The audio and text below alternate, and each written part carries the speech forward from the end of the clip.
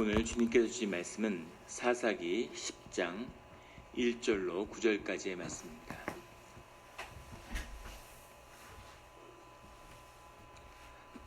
사사기 10장 1절로 9절까지의 말씀입니다.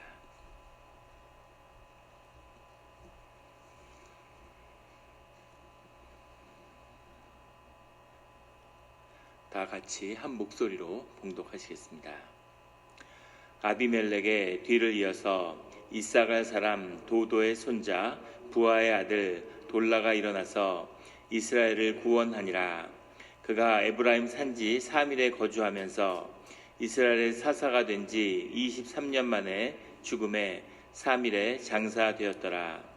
그 후에 길르앗 사람 야일이 일어나서 22년 동안 이스라엘의 사사가 되니라. 그에게 아들 30명이 있어 어린 낙이 30을 탔고 성읍 30을 가졌는데 그 성읍들은 길르앗 땅에 있고 오늘까지 하봇 야일이라 부르더라. 야일이 죽음에 가몬에 장사되었더라. 이스라엘 자손이 다시 여호와의 목전에 악을 행하여 바알들과 아스타롯과 아람의 신들과 시돈의 신들과 모압의 신들과 암몬 자손의 신들과 블레셋 사람의 신들을 섬기고 여호와를 버리고 그를 섬기지 아니하므로 여호와께서 이스라엘에게 진노하사 블레셋 사람들의 손과 암몬 자손의 손에 그들을 파심해 그해 그들이 요단강 저쪽 길르앗에 있는 아모리 족속의 땅에 있는 모든 이스라엘 자손을 쳤으며 18해 동안 억압하였더라. 암몬 자손이 또 요단을 건너서 유다와 베냐민과 에브라임 족속과 싸움으로 이스라엘의 공고가 심하였더라. 아멘. 다 같이 묵상 기도를 드리겠습니다.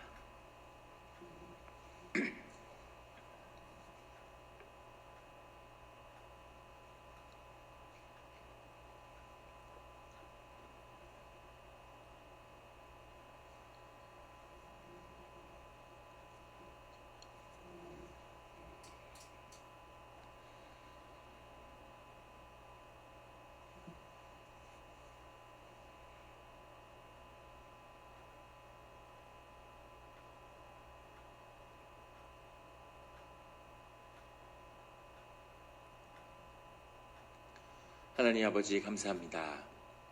주의 음성을 듣고자 저희가 새벽 제단 앞에 모였습니다.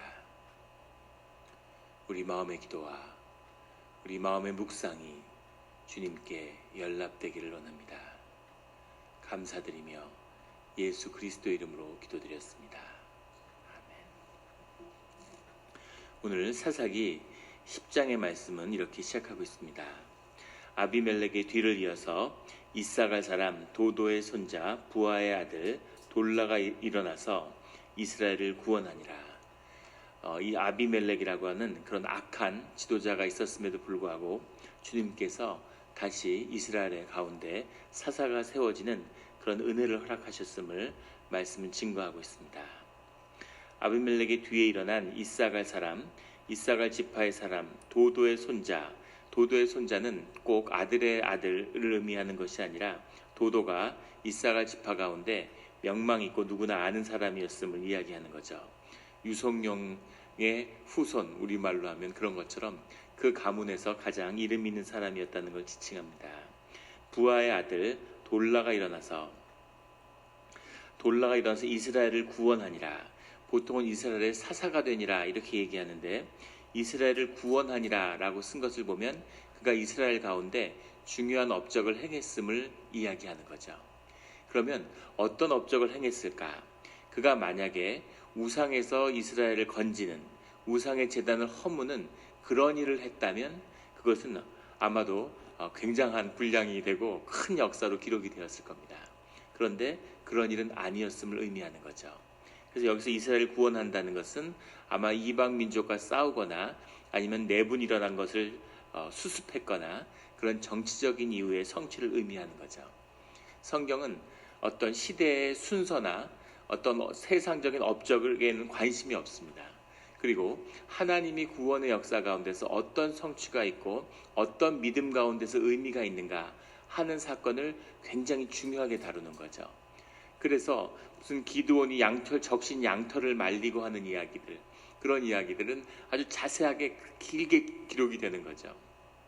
반면에 이스라엘 역사에서 정말 중요한 사건이었던, 세상이 기억하는 중요한 사건들은 성경에서는 그다지 의미 없게 다루는 그런 일들을 우리가 볼 수 있죠.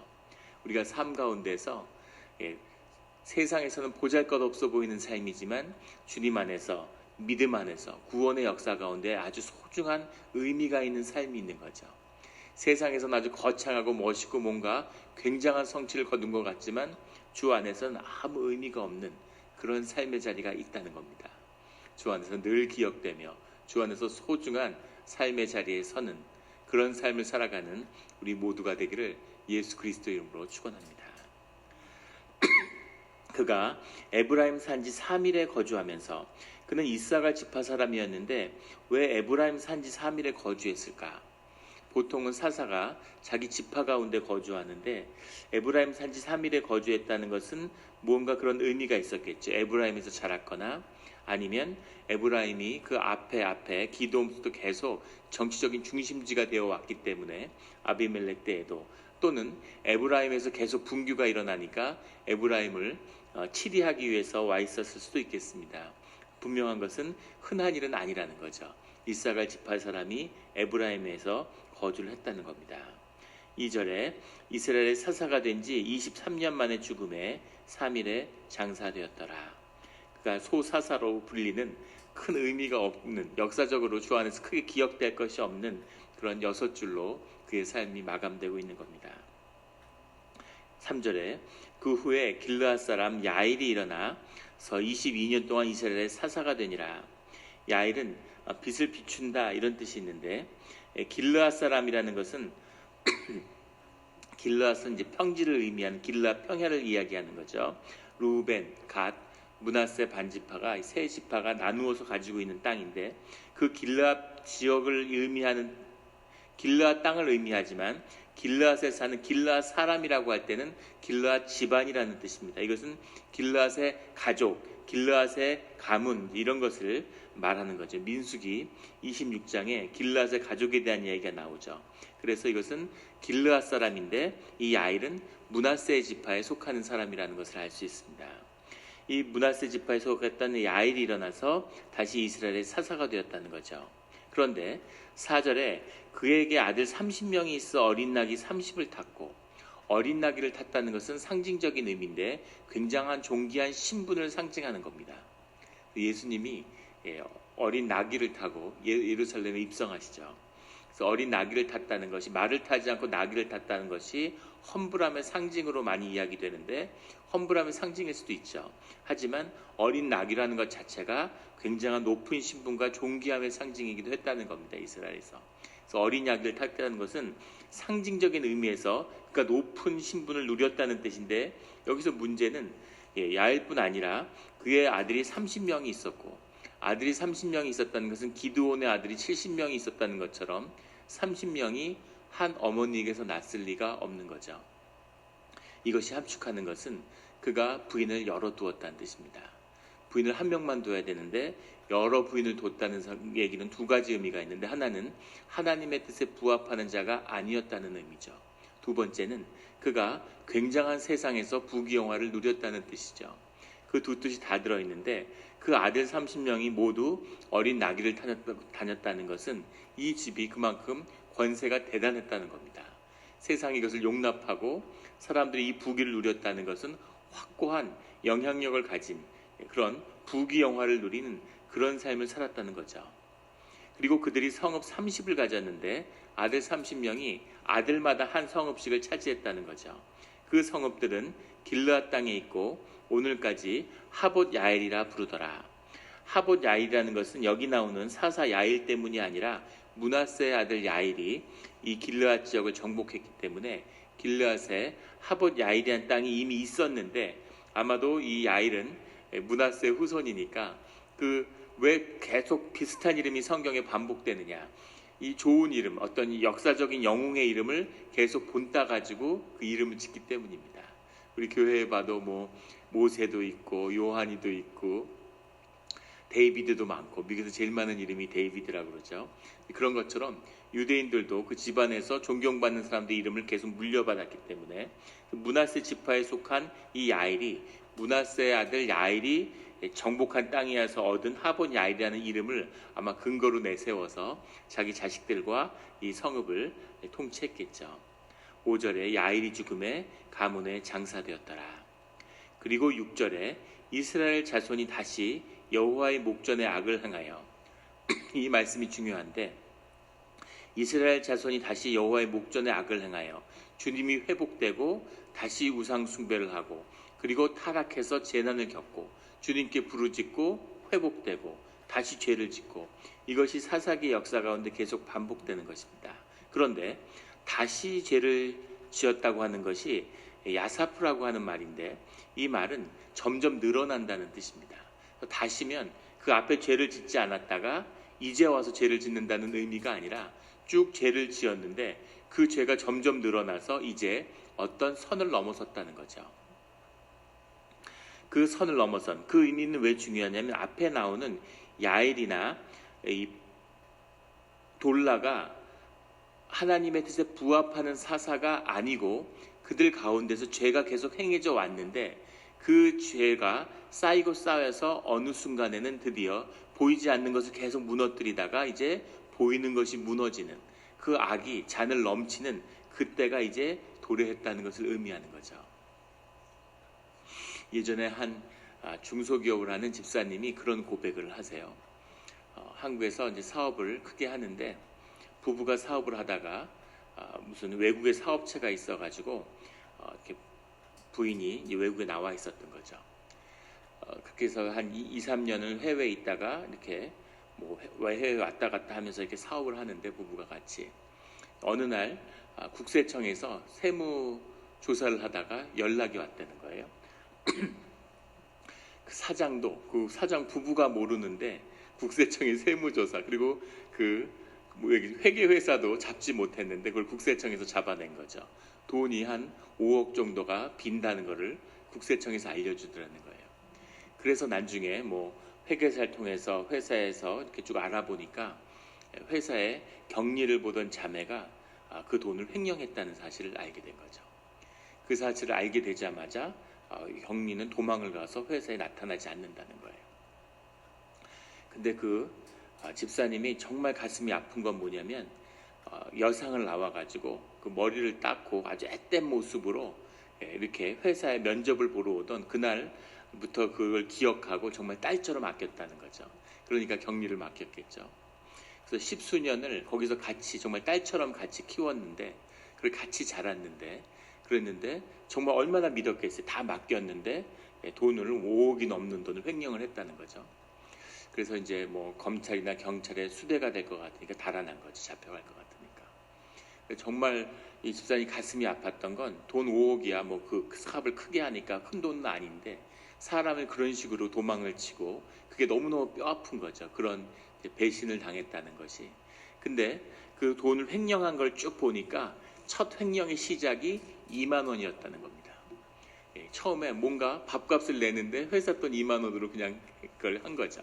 아무것도 아니었는데 그게 그냥 넘어간 거죠. 2만 원이 20만 원이 되고 200만 원이 되고 나중에는 막 3천만 원, 5천만 원 막 이런 식으로 돈을 빼가기 시작한 거죠. 그래서 그게 쌓이다 보니까 5억이 됐는데 그거를 얼마나 그 회계를 깊이 잘 이해하고 있었으면 분식을 하니까 전혀 모르는 거죠. 회사의 사장도 모르고 간부들도 모르고 심지어 회계사도 모르고 근데 그것을 이제 국세청에서 잡아낸 거죠. 국세청에서 잡아내지 않았으면 어떻게 됐겠습니까? 그 죄가 점점 더 커졌겠죠. 처음에 2만 원을 했을 때 들켰으면 한번 야단 맞고 말 일이죠. 너 어떻게 회계를 이런 식으로 하니? 그러고 아유 죄송합니다 하면 끝날 일이었는데 그것이 5억이 되고 이제는 수배가 되고 도망을 다니고 감옥에 가야 되는 세상 생활을 할 수 없는 그런 지경에 이르는 거죠.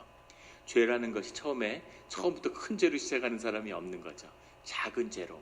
기드온도 자신이 무찌른 이방 장수의 동방에서 온 그 이방 장수의 달장식 하나를 취하는 것에서 시작했는데 결국은 그 가문이 완전히 무너지고 이스라엘이 무너지는 일까지 나아가게 되는 것. 이것이 죄의 속성이죠. 죄의 씨앗이 뿌려지고 죄가 자라서 사망으로, 욕심으로 시작했는데 죄로 열매 맺고 사망으로 결실이 되는 그것이 사람의 역사입니다. 여기서 다시 여호와의 목전에 악을 행한다는 건 늘 악이 있죠. 우리가 악한 존재고 우리 가운데 악이 있기 때문에 우리가 죄 가운데 살아갑니다. 하지만 회개하고 어떻게든 주님의 은혜를 붙들고 살아가려고 우리가 새벽 제단을 쌓는 것도 그런 의미죠. 항상 새벽 기도를 나올 때마다 감사한 건 항상 마음 가운데 깊은 위로가 있기 때문입니다. 새벽 제단을 쌓는 동안에는 인생에 아무 문제가 없겠구나. 주님하고의 관계에 아무 문제가 없겠구나. 어제는 죄로 얼룩졌어도 오늘은 다시 주님의 길로 돌아오는 거죠. 이런 역사가 있어야 하나님과 동행하게 되는데, 그런데 그것이 무너지면 몸이 피곤한데 하루 쉬지, 1년 했는데 일주일 쉬면 어때? 그렇게 계속 기도가 안 되고 기도가 안 하니까 삶이 어두워지고, 그러니까 영이 어두워지고 다시 더 기도가 안 되고 악순환이 되다가 어느 순간에 삶에서 어느 부분인가가 터져 나오는 거죠. 그 부분이 터져 나오고 보이는 것이 무너질 때는 이미 수습하기가 어려운 겁니다. 왜냐하면 오래전부터 보이지 않는 것들이 다 무너져 있기 때문인 거죠. 이것이 다시 여호와의 목전에 악을 행하여의 뜻입니다. 야사프라고 하는 것은 악이 증가하다가 이제는 그것이 넘쳐버린 거죠. 그래서 그것이 눈앞에 나타나는 그런 사건들로 변화되었음을 보여줍니다. 그 내용은 뭐냐면 바알들과 아스타롯과 아람의 신들과 시돈의 신들과 모압의 신들과 암몬 자손의 신들과 블레셋 사람들의 신들을 섬기고 여호와를 버리고 그를 섬기지 아니하므로 어떻게 이렇게 골라가며 하나님이 하지 말라는 이방 신들은 다 끌어들였을까요? 이방 사람들과 삶이 섞였기 때문이죠. 이방 사람들과 삶이 섞였다고 하는 것은 무슨 의미냐면 사회가 안정되고 번영됐다는 뜻입니다. 그러니까 자유롭게 왕래도 하고 무역도 하고 외지 사람들이 들어와 있고, 그러니까 그런 게 좋아 보이고, 그러면서 그 심령이 훼손되고 섞였다는 거죠. 외부 사람들과 같이 산다고 해서 심령이 섞인 게 아니라 그 심령을 지키지 못했다는 뜻입니다. 그런 의미에서 내면세가 이미 무너져 있음을 보여주고 있는 거죠. 7절에 여호와께서 이스라엘에게 진노하사 블레셋 사람들의 손과 암몬 자손의 손에 그들을 파심해. 암몬 자손은 롯의 후손이죠. 아브라함의 조카 롯의 후손들인데 이스라엘에 무슨 원수가 졌는지 이스라엘을 괴롭히는 일 가운데 정말 역사 가운데 일생 가운데 쓰임받는 게 이 암몬이에요. 우리 사사기의 역사에서도 모압과 아멜렉과 협력해서 이 이스라엘을 괴롭혔는데 그들이 후퇴하면 사라졌다가 강한 이방 민족이 일어나면 또 거기에 영합해서 또 쳐들어오고 이번엔 블레셋에 붙은 거죠. 블레셋 사람들의 손에 그들을 파심해. 그들을 팔았다는 건 노예로 넘겼다는 건데 다른 말로 하면 하나님의 임재가 이제 소멸했다는 거죠. 하나님의 임재가 소멸하면 그때부터는 사방에서 그런 재앙이 시작되는 겁니다. 주님의 임재가 없는데 무엇이 두렵겠어요? 그러면 완전히 이런 마귀들의 놀이터가 되는 거죠. 쑥대밭이 되는 겁니다. 교회에 하나님의 임재가 사라지면 모든 면에서 다 허물어지는 거죠.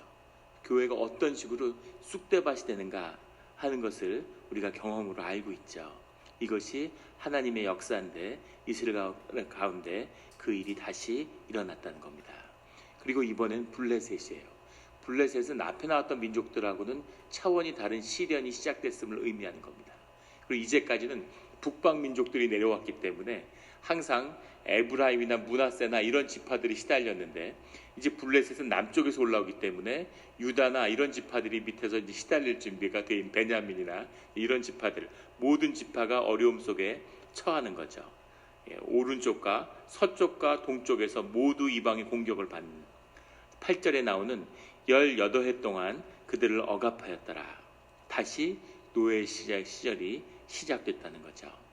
9절에 암몬 자손이 또 요단을 건너와서 유다와 베냐민, 에브라임 족속을 싸움으로 서쪽에서 쳐들어온 것도 지금 감당이 안 되는데 동쪽에서 쳐들어와서 이제 아주 어려운 시기가 있는 겁니다. 이스라엘의 곤고가 심하였더라. 야차르라는 말인데 곤고라고 하는 것은 눌린다는 말입니다. 우리의 눌림. 이게 심령이 눌리는 거죠. 우리 삶이 눌리는 겁니다. 돈이 없어서 가난하다고 해서 그것이 눌리는 건 아니죠. 가난하지만 가난을 인내하고 이기고 살아갈 수 있는 거죠. 관계가 어렵지만 그 관계 가운데서 우리가 그것을 인내하고 이겨낼 수 있는 거죠. 그런데 이것을 야채를 하는 건 뭐냐면 거기에 눌리는 겁니다. 심령이 눌려서 가난한데 가난한 것 때문에 눌려가지고 사람이 기가 죽어버리는 거죠.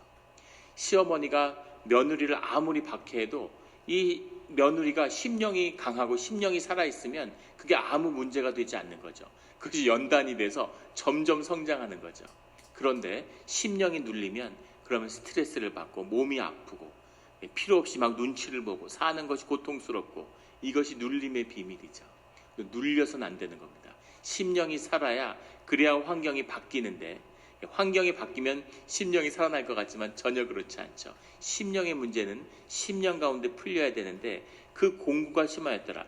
이스라엘이 가나안에 입성해서 하나님이 인도하시는 뜻이 싸우는 것에 있는 거죠. 이방 족수가 계속 싸우라고 얘기하는데 그 싸움을 통해서 이스라엘의 정체성이 생겨나고 그 싸움을 통해서 이스라엘이 성장해 왔어요. 그 싸움을 통해서 이스라엘의 풍요함이 생겨났죠. 그런데 오늘날 똑같이 싸우는데 왜 공고가 심하여졌을까? 그것은 하나님을 잃어버렸기 때문이죠. 전쟁을 통해서 흥왕하는 민족도 있고 전쟁을 해서 망하는 민족도 있습니다. 이것이 심령의 비밀이고 이것이 주님의 비밀인 거죠. 이것을 붙드는 자들은 어떤 파도가 쳐도 그것을 이겨내고 점점 번영해 가는데 그것을 잃어버린 자들은 삶이 점점 축소되는 거죠. 이 이스라엘의 문제, 이제는 이방 민족에게 사방에서 쥐어 터지는 거예요. 그래서 대한민국을 보면 그런 것 같아서 정말 나라와 민족을 위한 기도가 절로 나옵니다. 동북아의 동네북이 돼서 돌아가면서 한 번씩 다 때리는 것 같아요. 이렇게 되는 거죠. 하나님을 잃어버리고 하나님을 섬기는 것을 잃어버리는 민족은 결국은 공고함에 빠지는 겁니다. 우리의 삶도 마찬가지겠죠. 늘 주님을 붙들고 임재 안에 있어서 주 안에서 흥왕함의 비밀이 풀리는 우리 모두가 되기를 예수 그리스도의 이름으로 축원합니다. 기도드리겠습니다.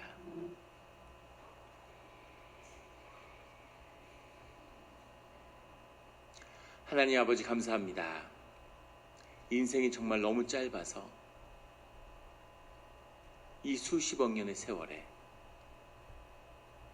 수백만 년 동안 비가 그치지 않는 수십억 년이 된 이 지구의 역사에서 불과 7, 80년을 살고 가는 이 짧은 하루살이 같은 이 인생에서 주님이 함께 하심으로 영원의 길이 열리고 우리에게 심령을 부어주셔서 그 영 가운데 영생을 경험하며 주님을 통해 그 심령의 비밀을 바라보게 되는 바다 위에 떠있는 코르크마개 같은 이런 삶을, 이런 의식을 하나님의 깊은 심령 가운데 깨우쳐 주시는 말씀으로 함께해 주시니 감사합니다.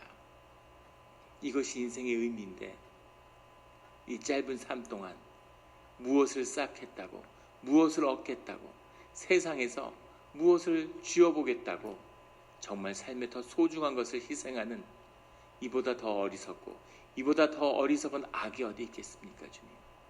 주여 아버지여, 주여 아버지여, 정말 소중한 것이 무엇인지를 깨어서 붙드는 우리가 되게 하여 주시옵소서. 생존을 넘어서게 하여 주시옵소서. 주님이 왕같은 자녀를 세웠는데 거지같이 살아왔습니다. 거지같은 삶, 거지같은 교회가 아니라 하나님의 왕국이 되며 하나님의 왕같은 자녀가 되는 그런 삶의 자리로 세워주시옵소서. 삶의 공고가 물러가며 어떤 자리에 있어도 주님의 존귀함을 사는 그런 주의 자녀의 권능이, 주의 임재가 붙드는 그런 기도의 자리가 되게 하여 주시옵소서. 감사드리며 예수 그리스도의 이름으로 기도드렸습니다.